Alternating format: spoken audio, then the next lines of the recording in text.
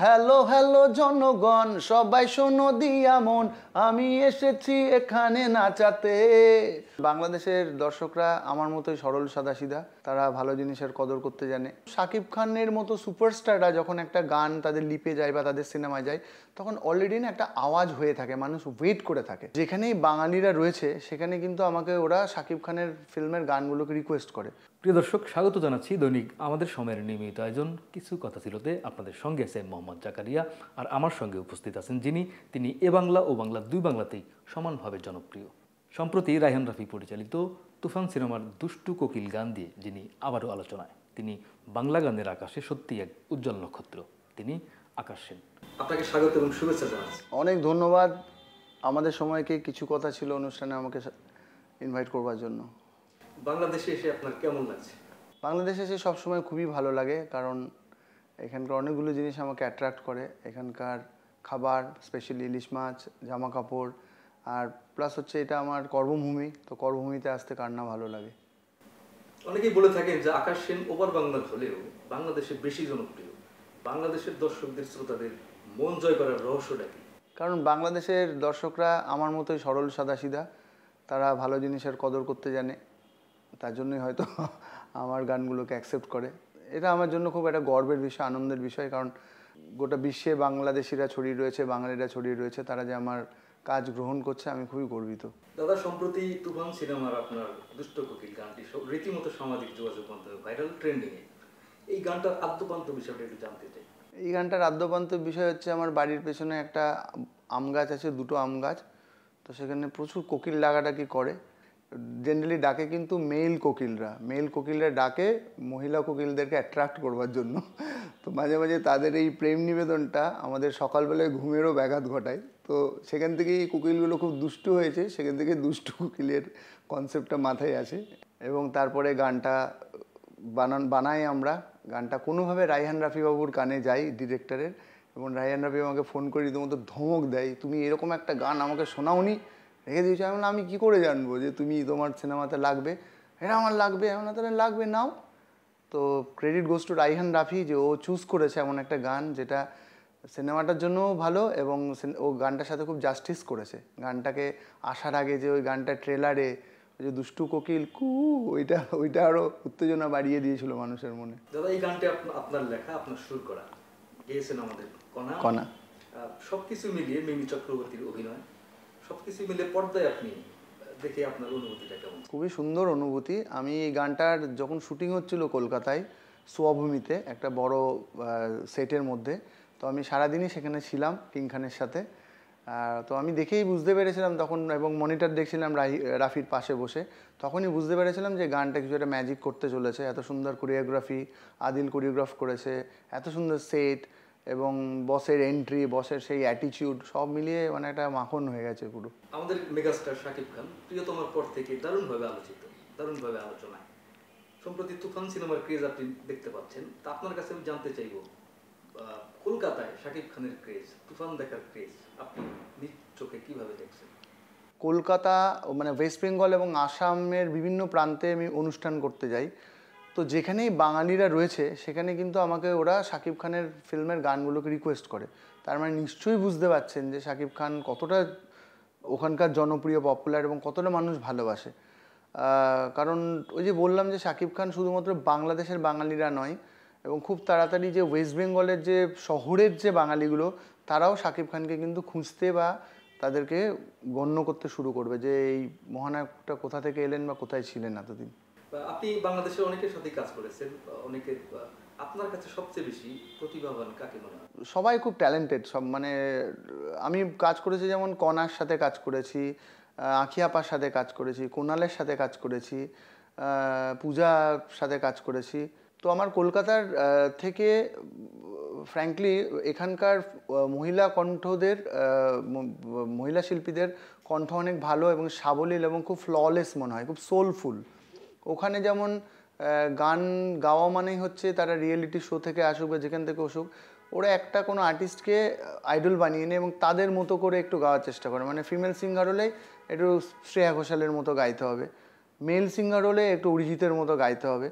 কিন্তু এখানে দেখি এই চাপ থেকে এরা মুক্ত, এরা নিজের গলাতেই গান গায়, মানে কারোর গলা ধার নিয়ে গেজেট গলায় বসিয়ে গান করছে না, মিউজিক ডিরেক্টর যেভাবে বলছে একদম তাই গান, এবং অত্যন্ত সোলফুল। এবং তাদের যে গায়কির মধ্যে মানে বেশি, এটা আমরা একটু ভাঁজা, আমাদের কথাই বলি, মানে সঙ্গীতকে বেশি ভাঁজাভাজি করা আর কি, মানে বেশি ভাঁজ তারা দেয় না, তারা যেটা ডিমান্ড তারা এখান থেকে আসে, মানে মাইক্রোফোনটা মুখে নিয়ে নয় বুকে নিয়ে গান করে তারা, এতটাই সোলফুল। দাদা আপনি ঢাকায় এসেছেন, আপনার মুখে আপনার আরেকটি জনপ্রিয় গান ঢাকার কোলা, এই গানটা যদি আমাদের দর্শকদের উদ্দেশ্যে একটু গেয়ে শোনান। নিশ্চয়ই, এটা আমার প্রথম হিট গান ছিল ঢালিউড ফিল্ম ইন্ডাস্ট্রিতে।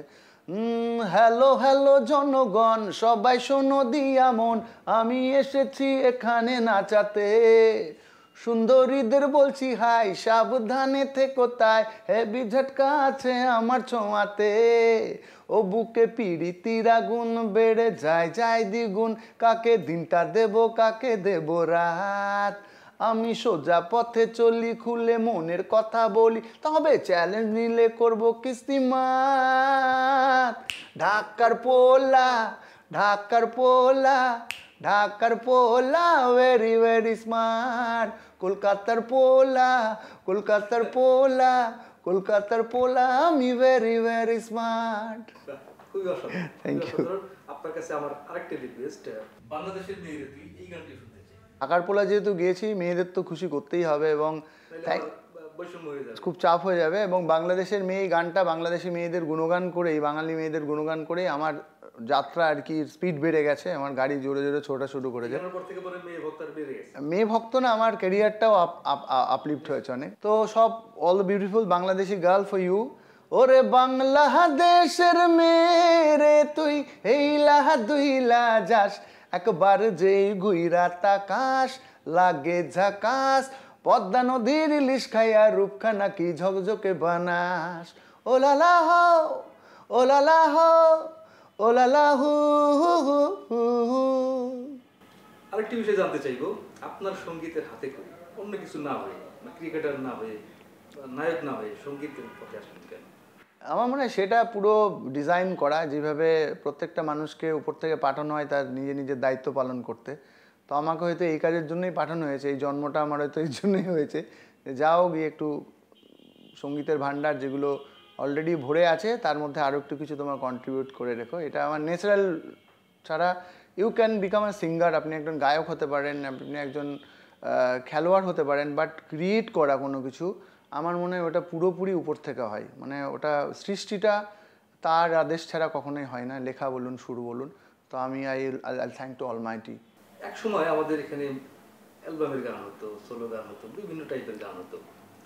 এখন বিশেষ করে বাংলাদেশে প্রিয়তমার পর থেকে বাংলা সিনেমার গানে একটা নবজাগরণ, যাই বলি, আপনি এই বিষয়টাকে কিভাবে দেখছেন? এই তো এটা আপনি কি মনে করেন যে বাংলা গানের ভবিষ্যৎ আসলে চলচ্চিত্রের গানে? না, এটা কোন কোন যে কোনো গান যে কোনো সময় হিট হতে পারে, সোশ্যাল মিডিয়ার যুগ, কারণ প্রত্যেকের হাতে আপনার পাবলিশ টুল রয়েছে, মানে এখন আজকের দিনে, আগে আমাদের সময় আমরা যে সময় থেকে শুরু করেছি একটা ক্যাসেট বের করতে আমাদের মানে ইঞ্জিনের কয়লা সব শেষ হয়ে গেছিলো, এত কষ্ট হয়েছিল, কোম্পানি গিয়ে ঘরে গিয়ে দিন রাত বসে থাকা, তাদেরকে বারবার রিকোয়েস্ট করা, মানে বেসিক্যালি বলতে তেল মারা তাদেরকে যে বস ক্যাসেটটা রিলিজ করুন।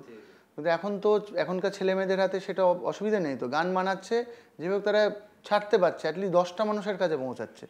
এর জন্য সমস্ত সেক্টরের গানের ভালো ক্রিয়েশনের দাম রয়েছে, সেটা সিনেমার গান হোক, সোলো অ্যালবাম হোক, এটার একটা দাম রয়েছে, যদি ভালো অ্যাট্রাকটিভ কিছু করতে পারে অডিয়েন্স সেটাকে লুফে নেবে। তবে চলচ্চিত্রে একটু বেশি, চলচ্চিত্রে হয় কি, চলচ্চিত্রে দেখুন শাকিব খানের মতো সুপারস্টাররা যখন একটা গান তাদের লিপে যায় বা তাদের সিনেমায় যায়, তখন অলরেডি না একটা আওয়াজ হয়ে থাকে, মানুষ ওয়েট করে থাকে, মানে তখন কি আপনার ওই যে সাজেশান তাদের দরকার হয় না, যে ইউটিউব সাজেশান পাঠায় সেই সাজেশানটা দরকার হয় না, মানুষ খুঁজে খুঁজে সেটা দেখে, তো ওই একটা গ্যাপ তৈরি হয়। কিন্তু এন্ড অফ দ্য ডে যদি কোনো ভালো জিনিস না হয়, যত বড় সুপারস্টার হোক, যত বড় প্রোডাকশান হোক, যত ভালো ভিডিও হোক, হয়তো একটা সাময়িক আপনার ওইটা একটা আপ হবে, কিন্তু পুরোপুরি একটা টিকে থাকার জন্য একটা ভালো কন্টেন্ট হওয়া খুব প্রয়োজন, এটা আমার বিশ্বাস। এতক্ষণ আমার পছন্দে গান শুনতে চেয়েছি, এবার আপনার পছন্দে একটা গান। আমার পছন্দের তাহলে জনগণের যে মডার্ন এখন পছন্দ সেটা গেয়ে দিই। নদীর বুকে চর আমি কি তোর পর, আকাশ ভরা চাঁদের আলোয় বাঁধবো সুখের ঘর। নদীর বুকে চর আমি কি তোর পর, আকাশ ভরা চাঁদের আলোয় বাঁধবো সুখের ঘর। আর দুষ্টু কোকিল ডাকে রে কুক কুক কুক কুক। খুবই সুন্দর। থ্যাংক ইউ দাদা, এত ব্যস্ততার মাঝেও আমাদেরকে সময় দিলেন, এই জন্য আপনাকে আবারও অসংখ্য ধন্যবাদ। অনেক ধন্যবাদ। আপনার দর্শকদের উদ্দেশ্যে যদি কিছু বলতে চান। প্রিয় দর্শক, থ্যাংক ইউ সো মাচ এত ভালোবাসা দেওয়ার জন্য আমার কাজকে। আর আমি চেষ্টা করবো আপনাদের মনের সব আশা পূর্ণ করার জন্য। প্রত্যেকবার ঈদের আগে আপনারা বলেন দাদা এবার ঈদে গান চাই, কুরবানি ঈদের আগে বলেন দাদা এবার কিন্তু ঈদে গান চাই, যে কোনো অনুষ্ঠান আসুক বৈশাখের আগে বলেন দাদা বৈশাখের গান পাচ্ছি। তো এই যে আমার প্রতি আপনাদের যে আবদার, একটা অধিকার হয়েছে, সেটা আমার জন্য একটা বড় প্রাপ্তি। এবং এই অধিকারটা যতদিন আপনাদের থাকবে, যতদিন আপনারা ডিমান্ড করবেন, ততদিনই মনে হয় আমার বেঁচে থাকা, ততদিনই আমার কাজ করে যাওয়া। তো এই ভালোবাসাটা দেবেন আমাকে, আমি রিয়েলি থ্যাঙ্কফুল টু ইউ। বাংলাদেশের প্রত্যেকটা দর্শক শ্রোতাদেরকে আমার অন্তরের অন্তঃস্থল থেকে আমি শুভেচ্ছা এবং ভালোবাসা জানাচ্ছি। প্রিয় দর্শক, এই ছিল আজকের কিছু কথা ছিলতে। দেখা হবে আগামী পর্বে অন্য কোনো অতিথির সঙ্গে। ততক্ষণ পর্যন্ত সকলেই ভালো থাকুন, সুস্থ থাকুন।